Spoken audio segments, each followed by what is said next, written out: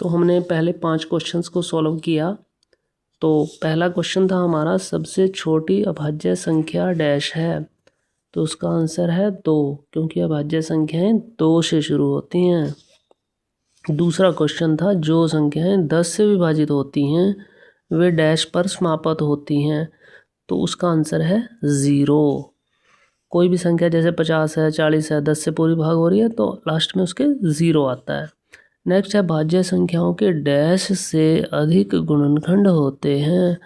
तो इसका मतलब यह है कि कितने होते हैं 2 से अधिक, जैसे मतलब 3 भी हो सकते हैं, 4 भी हो सकते हैं, मतलब 2 से अधिक ही होंगे भाज्य संख्याओं के, और जिनके 2 होते हैं वो अभाज्य होती हैं।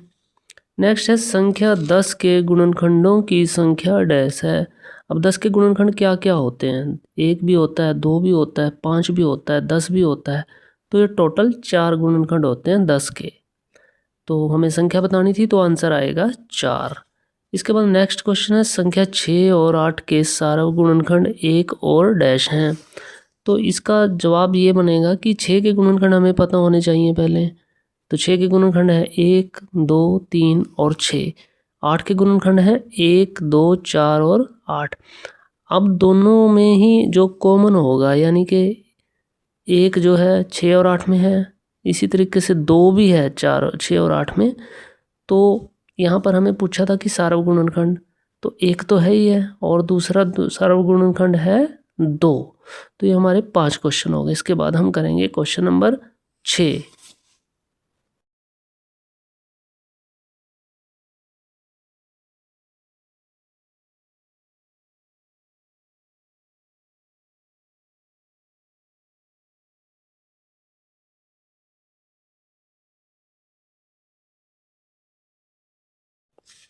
क्वेश्चन नंबर 6 में हम करेंगे, हम सही गलत बताने हैं 6 से 10 में।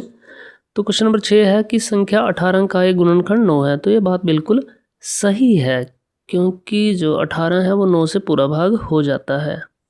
क्वेश्चन नंबर 7, संख्या 4 का एक गुणज 22 है।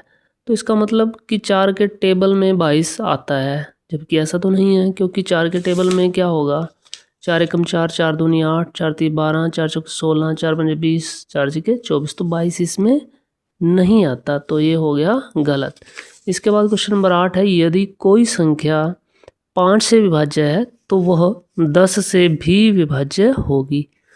तो जैसे कोई 35 नंबर है, 35 संख्या है, 5 से भाग हो रही है, 5 सत्ते 35, तो ये 10 से तो भाग पूरी नहीं हो रही, तो ये कथन हो गया गलत। क्वेश्चन नंबर 9, संख्या 9 और 16 सह अभाज्य हैं। अब सह अभाज्य का मतलब कि उनका जो सार्वगुणनखंड है वो सिर्फ 1 हो, तो बिल्कुल सही है ये। क्वेश्चन नंबर 10, 56 के अभाज्य गुणनखंड 2, 2, 2 और 7 हैं। अब हम ये अभाज्य गुणनखंड कैसे ज्ञात होते हैं? सबसे पहले हमने 56 को 2 से भाग किया। देखो 2 से भाग किया तो 2 दूनी 4 और 2 अट्ठे 16, 28 आ गया। फिर 56 को 2 से करके 28 आ गया। 28 को फिर 2 से किया तो 14 आ गया।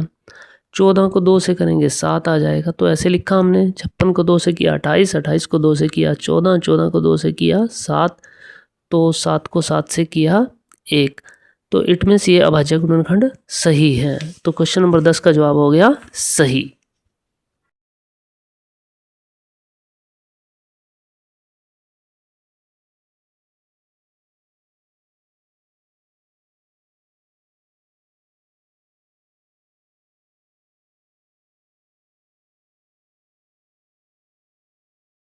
तो क्वेश्चन नंबर 11 में हमने बताना है कि इडली वड़ा खेल में 2 और 5 का युग्म है।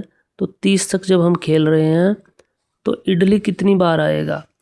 तो ये जिन बच्चों ने खेला हुआ है या बुक में से ध्यान से देखा हुआ है तो उनको समझ में आ जाएगा। इडली के नंबर आएंगे 2, 4, 6, 8, 12, 14, 16, 18, 22, 24, 26, 28। वड़ा के आएंगे 5, 15, 25 और इडली वड़ा दोनों के आएंगे 10, 20, 30। तो हमसे इस क्वेश्चन में पूछा है इडली वाले, तो ये हो गए 12। पेपर में आपके लिए वड़ा भी आ सकता है, तो वड़ा में आएंगे 3, इडली वड़ा में आएंगे 3। तो इसका सही जवाब हुआ 12। इसके बाद क्वेश्चन नंबर 12 है, संख्या 24 के सभी गुणनखंड लिखो। तो 24 के गुणनखंड कैसे ज्ञात होंगे? बहुत ही आसान है। 24 सबसे पहले 1 से भाग होता है, 24 एकम 24, फिर 24 2 से भी पूरा भाग होता है, 12 दूनी 24, 24 3 से भी भाग होता है, 3 अठे 24, 24 4 से भी भाग होता है, 4 छिके 24, 24 इसके बाद 5 से भाग नहीं होता, तो 5 के बाद होता है वो 6 से, तो 6 चौके 24। अब 4 6 और 6 4 एक जैसे हैं, तो यहाँ पे स्टॉप हो गया और फिर रिपीटिशन नॉट अलाउड, इसमें एक एक बार ही लिखना होता है, 1 2 3 4 6 और ये 4 6 दोबारा आगे इनको नहीं लिखेंगे, 8 12 24, तो 24 के गुणनखंड हुए 1 2 3 4 6 8 12 और 24। क्वेश्चन नंबर 13 में पूछा था संख्या 105 के अभाज्य गुणनखंड ज्ञात करो। तो अभाज्य गुणनखंड में हमें 2 से 3 से 5 से 7 से यानी अभाज्य संख्याओं से ही भाग करनी होती है। तो 105 को अगर हम 2 से करेंगे तो पूरी पूरी भाग नहीं होगी, तो इसलिए 2 के बाद 3 से किया, 3 से भाग करने पर आया हमारा 35। अब 35 को 3 से करने की कोशिश करेंगे लेकिन पूरा भाग नहीं होगा, तो 35 को इसके बाद करेंगे हम 5 से, तो 5 से भाग करके आया 7। अब 7 को 3 से भी नहीं होगी, 5 से भी नहीं होगी, 7 को होगी 7 से, अभाज्य संख्या है। तो 105 के अभाज्य गुणनखंड हुए 3 5 और 7। इसके बाद क्वेश्चन नंबर 14। क्वेश्चन नंबर 14 बड़ा इंटरेस्टिंग है। 1 से 100 के बीच 7 क्रमागत भाज्य संख्याएं। तो इसमें क्या करना है हमने, जो लगातार भाज्य हैं वो होती हैं 90 91 92 93 94 95 96। इसके बाद क्वेश्चन नंबर 15, 4 अंकों की सबसे बड़ी संख्या बताओ जो 4 से विभाज्य हो। 4 अंकों की, तो 4 अंकों की जो सबसे बड़ी संख्या होती है वो होती है 9999, लेकिन ये 4 से पूरी भाग नहीं होती, इससे थोड़ी एक नंबर छोटी लेंगे 9998, ये भी 4 से पूरी भाग नहीं होती। इसके बाद 97 वाली, ये भी नहीं होती, 96 वाली होती है, और 4 में पिछले 2 अंकों से ही पता चल जाता है। तो ये हमारे क्वेश्चन 15 कंप्लीट।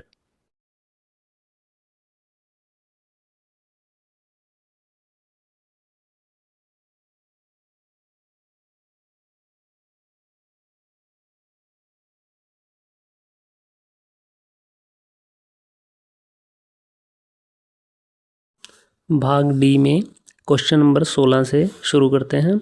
अभाज्य संख्याओं के 3 युग्म लिखो जो 20 से कम हो और उनका योग 5 का गुणज हो। ध्यान से समझें, संख्याएं 20 से छोटी लेनी है और उनको जोड़ के आना चाहिए 5 के गुणज। तो वो संख्याएं हमने लिख ली, 2 भी अभाज्य संख्या है और 13 भी, और 2 और 13 को जब हम जोड़ते हैं तो 15 आता है, 5 का गुणज है, 5 के टेबल में आ रहा है।